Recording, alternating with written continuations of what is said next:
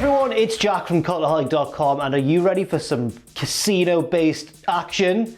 Good, because this Saturday, it's Double or Nothing, AEW's big pay-per-view, and that means that this week's Dynamite was the proverbial go-home show. But how good was the show? There is, as always, only one way to find out, and that is by assigning each individual segment a lovely individual grade. That's right, it's time for AEW Dynamite Graded.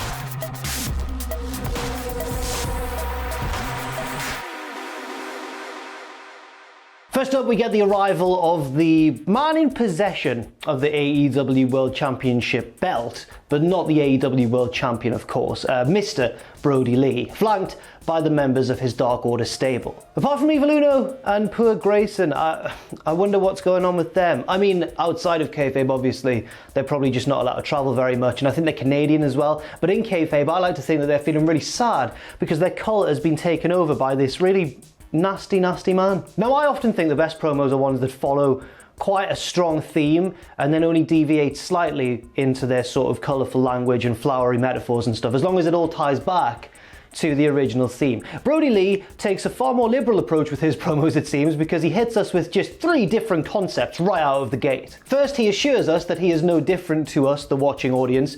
He is not a god, he's just a man. Then he says that now he has the AEW World Championship belt, he is operating at an elite level. And thirdly, he says that he and his boys are like the lions of AEW. And I just, the thematic chaos was just all over the place. I don't know whether I was just taking this a bit too seriously, but it was like a creative writing assignment done by an over-enthusiastic and rawly talented, but maybe slightly unfocused student. I have realised there, though, that I've just said rawly talented as if that's an expression, so the irony is not lost on myself. And then, of course, he focuses on 10, his favourite member of the Dark Order, the man who is facing Jon Moxley on this very show. And he promotes 10, he's like, you've got a promotion, you're now like a high-ranking captain of this Space Marines chapter or whatever. A High Knight! He says he's a High Knight of the Dark Order. He then commands 10 to go and hurt Jon Moxley, and the rest of the Dark Order leave, and 10 hits the ring. And here comes Jon Moxley out of the crowd to his entrance music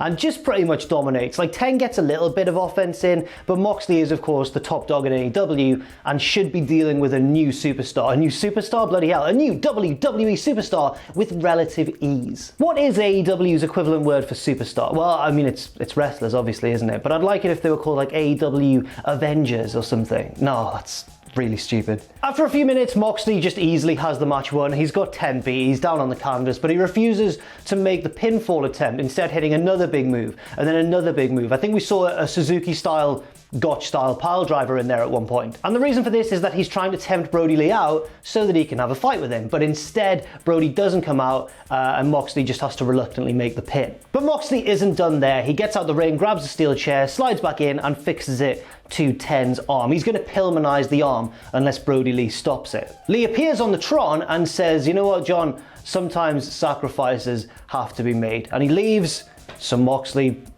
breaks the arm. He's so ruthless, isn't he? He's like Judge Dredd or something. Anyway, this gets an A- for me. The match was pretty brief, but it was fine, it was decent. 10 looks capable. I'm not too familiar with his work before AEW, but he looks like he can definitely wrestle and looks phenomenal, of course, as well. Moxley looked great, and the little character twist at the end with Moxley just going full ruthless and breaking the arm, I think that really helps hype up the title match. So A- is the grade, a well thought out opening part of the show. I do feel bad for 10 though. I think he should leave the stable and probably form a tag team with his #1 fan, Shawn Spears. Excellent banter. Next up, MJF versus Marko Stunt in MJF's, well, the match he requested, the tune-up match for Jungle Boy at Double or Nothing. And MJF is just toying with Marko Stunt here, like he's making him hit himself in the face as if he's Nelson Muntz. He's getting Wardlow to interfere behind the ref's back. Just the most needless interference, by the way, because MJF was fully in control. Marko does get a few hope spots here and there. He hits a nice big Hurricane Rana off the top. He uses his evasiveness on the outside to get out of the way, and MJF crashes into the ring steps like a little arrogant Braun Strowman, but in the end MJF gets back in the ring, manages to lock on the Salt of the Earth Fujiwara armbar, and predictably wins the match. MJF then gets on the mic and is really patronising towards Marko Stunt. He says, "Oh, you did really well, buddy. You lasted a lot longer than we thought you would, so I've got a prize for you." The prize is that MJF says he was going to allow one of his rats in the local area to give Marko Stunt a kiss on the lips, but I mean, that's an outdated term, and it was the words of MJF, not of myself. Please do not cancel me. But MJF says he realised that nobody in the world would kiss Marko Stunt, and I doubt that because I've seen Marko Stunt sing with Jericho's band, and he was an attractive man there, just dripping in swag. Anyway, MJF says he's going to give him a kiss of a different sort, puts on the Dynamite diamond ring, and obviously just cracks him in the face. Jungle Boy and Luchasaurus run out to sort of chase off MJF and Wardlow. Wardlow just sort of walks off slowly, and that's the end of the segment. Let's get to B grade. It was decent, really good heelish work from MJF. I felt bad for Marko Stunt, which was the point, and it builds towards Jungle Boy versus MJF at Double or Nothing. And a little Easter egg as well, if you watch it back, as the heels are leaving, Wardlow nearly falls right on his arse as he's traversing the ring steps. It's really good stuff. Next up, we get the in-ring face-to-face encounter, like in the build-up to those YouTuber boxing matches, and also those boxers boxing matches as well, to be fair, between Arn Anderson and Jake the Snake Roberts, the representatives, the managers of Cody and Lance Archer. Roberts says that Cody has been worming around for a while now and is scared because he's just trying to avoid Lance Archer, and even sacrificed his own brother, Dustin, to make sure that Lance couldn't get his hands on him. That's not quite what happened, is it? This is of course a lie. Jake is lying. He's a heel manager. It's what they do, because we know that Cody isn't scared of Lance Archer, because last week he smashed down that tiny barricade in his car like something out of Starsky and Hutch, or the bit in Greece where Danny Zuko gets some sweet air off that 2-foot ramp at Thunder Road. It's Arn's turn to speak now, and at various points actually throughout this, Arn was getting cut off by Jake. It felt like Jake was trying to kind of out-promo Arn at times rather than work with him, but I was really impressed with Arn, man. He just sort of rose above it and tied the whole thing together with just veteran promo instincts. But Arn says that he recognises the greatness and the experience between the two of them sitting across from each other, but he also says that he realised long ago that the snake, the physical snake that Jake uses, is only the distraction, and the real thing you have to worry about is the evil that lies within the heart of Jake Roberts. Great point, great stuff from Arn. Jake then, again, this is one of the times when he cuts off Arn. He says, do you want to go one more time? You think you can take me on? And I'm thinking, is this Jake going into business for himself? Is he trying to secure that sweet pay-per-view payday? What a worker, what a veteran, what a pro. Arn gets things back on track a little bit and brings up Mike Tyson, who is of course presenting the TNT Championship to the winner at the end of the match on Saturday, and Jake says that he can do whatever he wants to Tyson and has promised Lance Archer the first crack at Mike Tyson, and he thinks that Lance Archer can beat him as well. Arn puts over Cody, of course, and talks him up and says that he deserves to be the first TNT champion just because of his leadership and everything that he's done for the business, and Jake doesn't agree, surprisingly. Arn also says that he's heard that Jake has been doing DDP yoga, and you can feel the setup of a zinger come in here. He says that that's a good thing because he hopes that Jake is real limber for when he spine busters his ass. It's the delivery of this. It sounds like a basic line, but the delivery from Arn is so perfect. Jake tosses the table aside. They both get ready to square off and have a fight between, just a casual Arn Anderson, Jake the Snake Roberts brawl in 2020, but thankfully the referees all pile in and separate the two before any damage is done. You could argue that this was a bit of a nothing segment. It didn't really achieve anything. It didn't change the story heading into the match, but it was two absolute greats of the promo game just going at it and proving why they were regarded so highly back in their day. I think that it was wonderful. I was surprised actually that I was more impressed by Arn here than I was by Jake.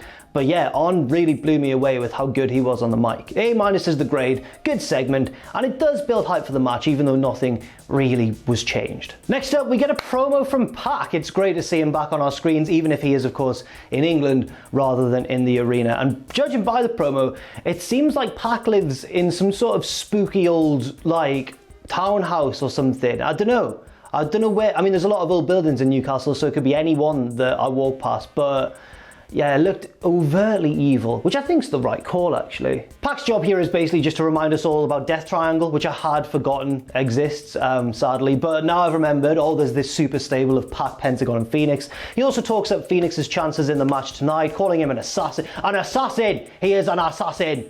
In his dulcet Geordie tones, shall we say. And yeah, we throw to the match. That was all from Pac really, but it was a very good promo. Creepily produced, lots of flashing images and stuff, really good. And then we get to Orange Cassidy versus Fenix. Cassidy comes out with the best friends, but he sends them to the back because he wants to do this on his own. And as he is stood at the top of the stage, just chilling, here comes Fenix to try and take his head off again with a massive spinning kick like he did 1 week ago. But Orange Cassidy just steps back. He's ready for it, steps calmly back, and Fenix goes comically sailing past. And this match develops into a really nice one. Cassidy is on top form here. He's just dodging everything. He's like trying to punch smoke. You just can't. Fenix can't really get his hands on him at first. Eventually Fenix does turn the tide just by getting sick of Cassidy's games and stomping on the back of his head with both feet. That's a decent tactic. That'll probably do it. And things just escalate and escalate. Cassidy is hitting he's got so many excellent moves in his arsenal. And obviously the fact that we see them so rarely is what makes them so effective. But just when it seems like the match is running up through the gears and it's getting really, really good, then we get an unwanted interference. And it's by none other than Norfolk's own Kip Sabian. Because we have a ladder match coming up, AEW go a little bit WWE here. Sabian brings out a ladder, sits on top of it like a lifeguard, and just says, oh, this was such a good match, I just wanted to get a better view. Obviously, Orange Cassidy is well distracted by this, as is the referee. Fenix hits a low blow and rolls into a cutter and picks up the victory. But here come Scorpio Sky and Frankie Kazarian to dish out babyface justice. They tip Kip Sabian off the ladder, he falls and lands hard in the middle of the ring, and suddenly everybody's brawling to the outside. It's a big old happy brawl, which doesn't end very happily. It's actually very scary. That begins because Fenix does some kind of ludicrous, like twisting, elevated, delaying, turning, I've said twisting twice now. Does a big insane move, springboarding to the outside, and lands hard on his back. They try to catch him, but I think his movement in the air threw them off and they all took a step back when really he was landing short. And they got his legs, but his back just, oh, it looked bad. I hope he's okay. Suddenly here comes Colt Cabana out of nowhere, presumably the crowd, I guess. He does a big Asai moonsault to the outside onto everyone. And again, it's not the cleanest of landings. He seems to kick Scorpio Sky right on the top of the head on his way down. I think this one was a little bit less rough, and everyone was kind of okay. And finally here come Chuck and Trent, and they just launch Orange Cassidy to the outside in a dive of his own. And again, he has not got the smoothest landing either. I think again, Scorpio Sky takes a battering off this one, not quite certain. But the best friends in Orange Cassidy, they peel Orange off the mats on the outside. Oh, it's party time. And they stand tall in the middle of the ring. So let's unpack this. I don't know how to give this a grade really. I think I'm going to settle on a B+ because I really enjoyed the match. That was approaching A territory for me until we got a needless bit of interference from Kip Sabian and all of the kind of brawling participants of the match coming up at the pay-per-view. It was like one of WWE's laziest segments on a go-home show, and I didn't really feel right seeing it on AEW. However, then things got very un-WWE, not in a great way, with those terrifying dives to the outside, like something you'd see from a very reckless indie show, just one after the other. It was legitimately quite scary. So all in all, I think that balances out to a B+, even though the match for a while was looking like an absolute killer. Next up, a women's tag match involving all 4 women that are taking part in the 2 singles matches on Saturday. Britt Baker teaming with Nyla Rose against their respective opponents, Kris Statlander and the #1 contender, of course, Hikaru Shida. And the theme of this match appears to be that Britt Baker is now pretty scared of Kris Statlander. She doesn't want to get in the ring when Statlander is the legal woman. In fact, at one point, Nyla Rose has to force Britt Baker, like physically force her to tag in. And of course, Britt almost gets immediately rolled up by Statlander, but she manages to kick out. In hindsight, and this looked actually quite scary, it would have been better for everyone involved if the match had indeed ended there, because then we got what looked like a pretty nasty injury. Baker is down in the corner. The 2 babyfaces scoop up her partner, Nyla Rose, and do like a double Death Valley driver onto Baker in the corner, but it seems like she hurts her leg. It seems like Nyla lands on her leg, maybe her leg was raised slightly and it should have been flat. I don't know whose fault it was exactly. Might have just been one of those things that happen in wrestling, but she did look in pain. From there, understandably, the match breaks down a little bit because obviously they've lost one of their participants and they have to change things on the fly. Like Kris Statlander makes a cover and then kind of glares at Nyla Rose to make her break it up. Nyla also improvises quite well. She drags Britt Baker over to the corner and tags herself in before Britt is then checked on by medical staff on the outside. And they do have to kind of cobble together a finish when I guess their plan went out the window. Things all eventually end with Nyla Rose pinning Hikaru Shida to pick up the pretty clean victory. This is obviously weird because they've got a title match at the weekend, but I guess maybe it wasn't the planned finish. After the match, Nyla Rose then looks to put Hikaru Shida through a table, but Statlander saves the day, and then Shida Hurricane Ranas or Frankensteiners Nyla Rose off the top through the table, and bloody hell, it's another scary spot with Nyla's head or Shida's head, can't remember which person's head, almost clipping the table on the way down, but thankfully I think it looked alright. Unfortunately, the grade does suffer here. I'm going to give it a C+, because, you know, just given the circumstances, the match quality was affected, and the finish as well was weird. If it was the plan for Nyla to pin Shida, I think that's bad booking really, because they've got a title match on Saturday, but I guess you could say that Shida got revenge, and also you could say it might never have been the plan and just something they improvised because of Britt's injury. And obviously it goes without saying that, you know, I really hope that Britt Baker's alright. I hope she's ready to wrestle at the pay-per-view, but of course that's only in a few days now, and if she isn't ready, then it's probably best for her to sit out and they can just book a different match. Next up, we get a new show segment featuring Shawn Spears. He's taking it back to that 2016 Jack the Jobber style. This is the fast count. Feel weird saying that. I'm so old now. Spears claims falsely that there is some breaking news, and that is that Dustin Rhodes, after a mediocre career spanning several decades, in Spears' words, has decided to retire. It's not true. Spears then says that, you know, retirement must be a hard pill to swallow after he was battered by Lance Archer, but then again, 12 years ago, he was pretty good at swallowing pills, wasn't he? Whoa. Spears then demands a match against Dustin via this new segment, obviously, on Saturday, and it looks like we're going to get it. Shawn Spears versus Dustin Rhodes. This segment gets a B. Decent stuff. Evil line from Spears about the pills.